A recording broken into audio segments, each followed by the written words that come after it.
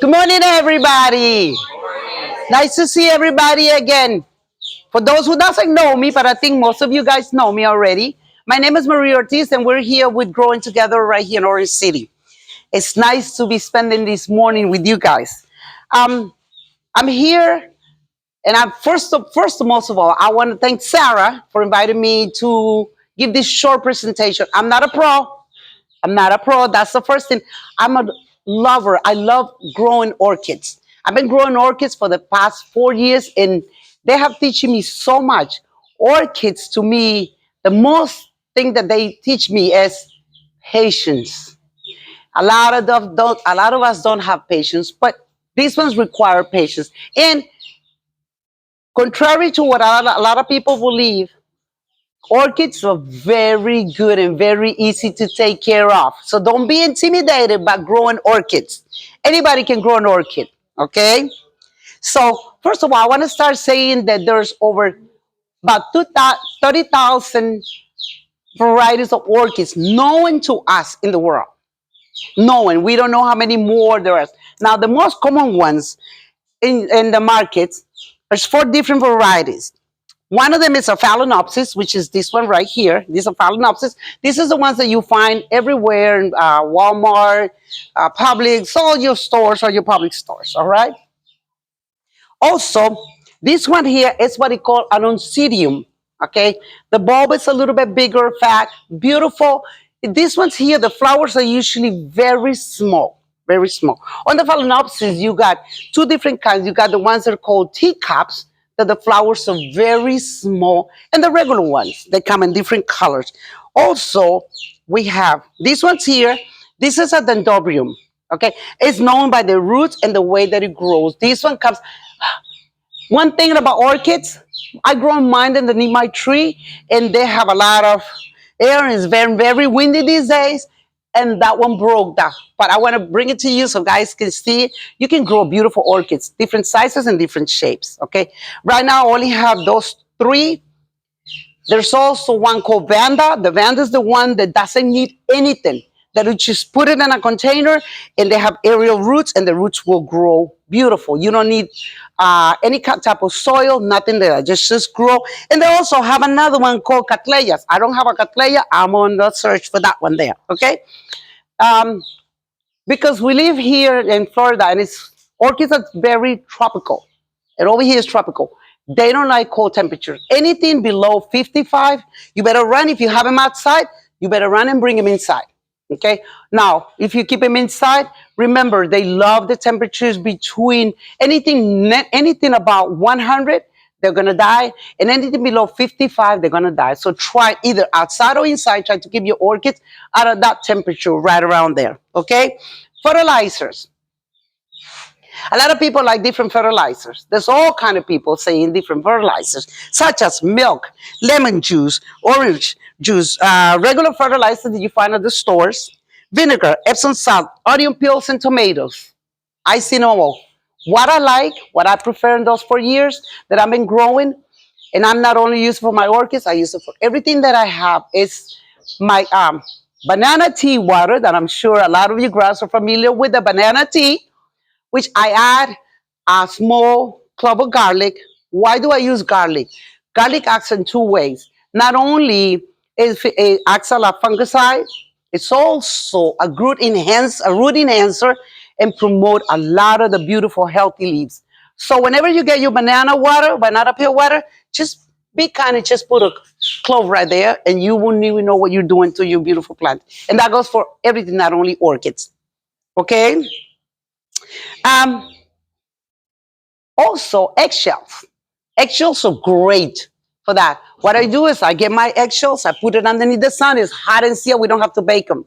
Some people bake them. I don't. I just put them underneath the sun 2 3 days. But they're nice and toasty. I put it in my blender, becomes a powder, and I just sprinkle a little bit of happiness, and they love it. Okay? Orchids usually produce twice a year. That's the natural way of them doing. They only produce twice a year.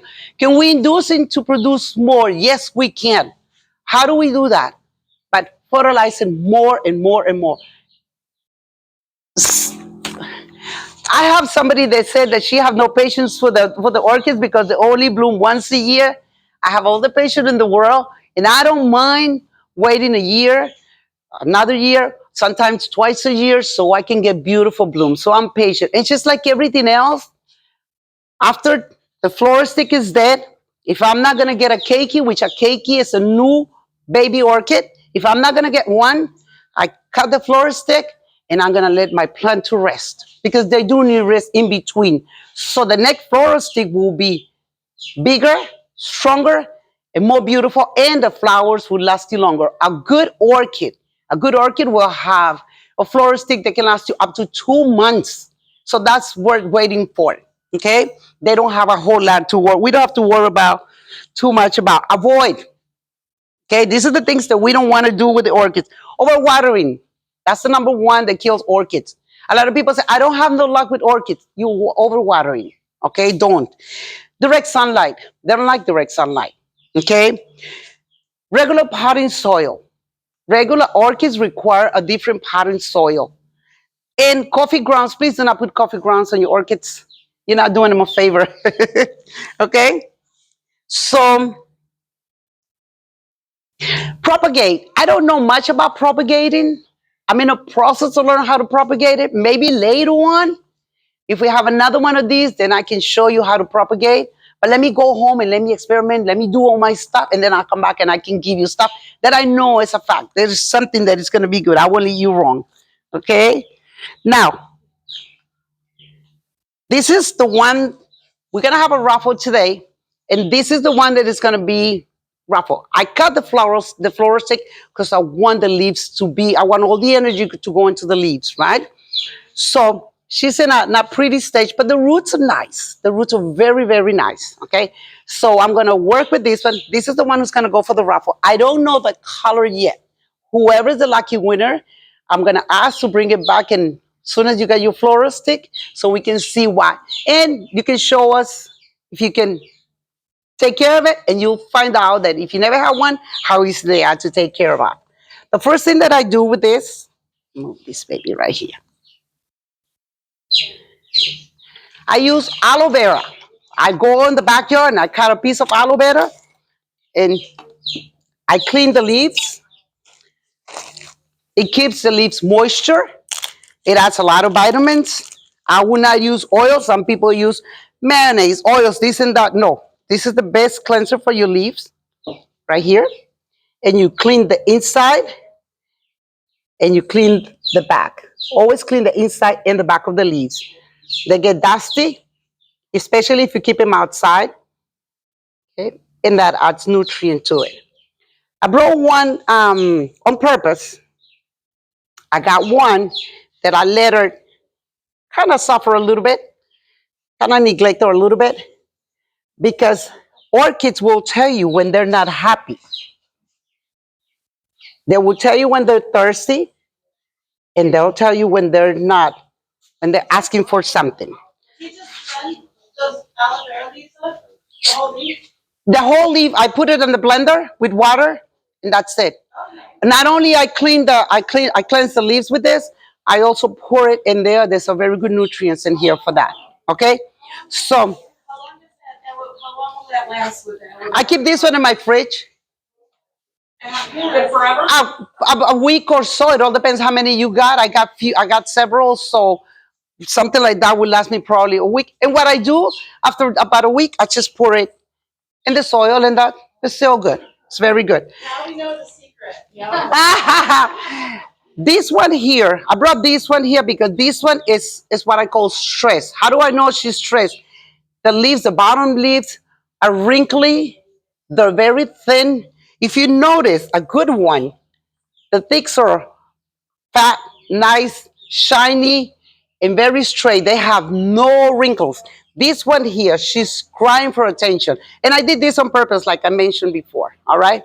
So what I did with this one is when I put this one in water, after I show you how do I move these ones, when I soak mine in water, I let the leaves touch the water. Why? Because these are aerial plants and they absorb all the moist from the air, but they drink from the water. So let them drink from the water. If you're gonna put your plant in there for in your water for about an hour, let the water touch the leaves, and you will see the difference between this beautiful magic potion, if you will, and this one right here in the water. You will see the difference. You will bring him back to life. Okay, that's a guarantee because it works for me, and if it works for me, it's gonna work for everybody. I'm sure. Now, orchids like clear containers. Some people grow it in closed containers, but these ones here, clear containers. You can do two ways. You can go Maria's way, the cheaper way when you go to Chinese restaurants and you get those soups. You can get yours, make a little holes in the bottom. They need a lot of holes in the bottom. Okay, you make a lot of holes in the bottom.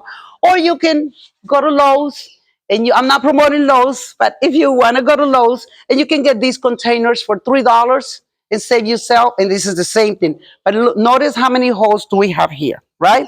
So this is a cheaper way, like Maria.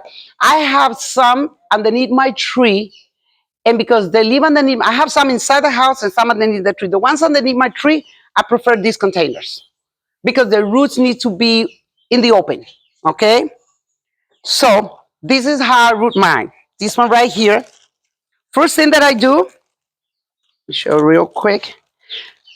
I soak my moss before my time. I put only a little bit, just a little bit. I don't put too much in there. All these products you can find at Lowe's, Home Depot, everywhere. This is the soil that they're gonna need. It's in those places too. I like these ones because these ones have charcoal, peat moss, they got all the stuff. And I soak mine at least maybe about 4 hours before because I want it to be soaked. Very nice. Okay, I put a little layer of my peat, my moss. Now I'm gonna come with this one right here. I'm gonna come here. Okay, probably she got good roots. Maybe around there, but not much. I don't know if you guys can see it. It's not a whole lot. Maybe like right about there. Okay. Now, come on, girl, come in with me, and I talk to them. I'm sure we all do. Okay. This is how you get them from the store. There's always the moss right there, and some of them come with a plug. I don't know if you guys seen some of the ones from the store comes with a plug because these plants are made, they're commercial, and they're made to be in a container in trucks for weeks. So they have to make them last. Okay. So when you first get them, I remove everything. I go to the store and I get them. I bring them home.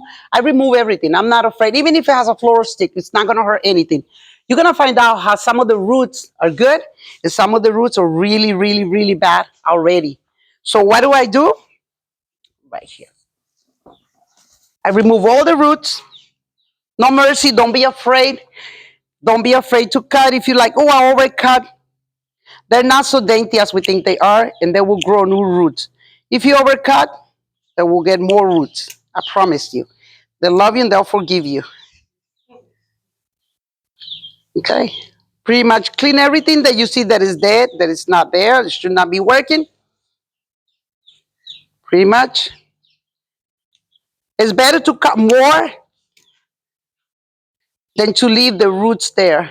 There's no good because they're gonna create fungi, and you don't want that. You can go even more if you want to. Don't be afraid and don't be shy. Okay. For that, I like to put a little bit of cinnamon powder. Why? Cinnamon powder acts like a um, wound healer. Okay. So everywhere I went and I cut, I'm just gonna put a little bit, just a dab, just a touch, and that's gonna prevent, and a little bit in the root right there is gonna prevent that from bringing in more um, damage to it. Just a little bit. When I water these, I use my water with the bananas and my garlic. So that's gonna prevent any damages. See what I did? I cut it. I'm gonna put it right there. Perfectly beautiful. I'm gonna put How many times you water it? Like, let's just say Okay, in a week. I'm gonna go there. There's different ways. There's different soil that you use. If you're using this method right here, the one that I'm using, I soak these. It all depends. If it's gonna be indoor, if you're gonna keep it indoor, they're gonna need less watering. So you can soak them in water for at least 2 hours because this is bark. Remember, every 2 weeks, if you're gonna keep them indoors, okay, you're gonna soak them all the way through here for 2 hours. Now, if you keep them outside with these hot temperatures, I will soak them every week for about an hour. Okay, so mine gets soaked every week about an hour. Don't worry, you see, what we created is a gap between them because they like the roots to be free, and that's all it is to it. Okay, you put your soil right there, very easy. And before I finish, I'm gonna put another layer of moss because this is gonna keep the roots moisture. I'm not gonna drown her in moss, just a little bit. And if you keep it outside and it's very hot, you might wanna come around with your spray, with your mist, and that's it. Now, how do you induce yours to produce? Banana tea with garlic. Rice water is excellent. Every time you make your rice and you wash your rice, don't throw that away. That's gold. Just pour it over. They will love it. Banana tea, that's all I can say. Banana tea, rice water, eggshells in this beautiful miracle juice right here. And that's all it is to it. It's easy as that. I will promise you that you get at least 2 blooms a year. 2 blooms a year. Healthy, good ones. Okay? That's it. That's pretty much it. It's very easy. Like I said, there's nothing to it. Okay?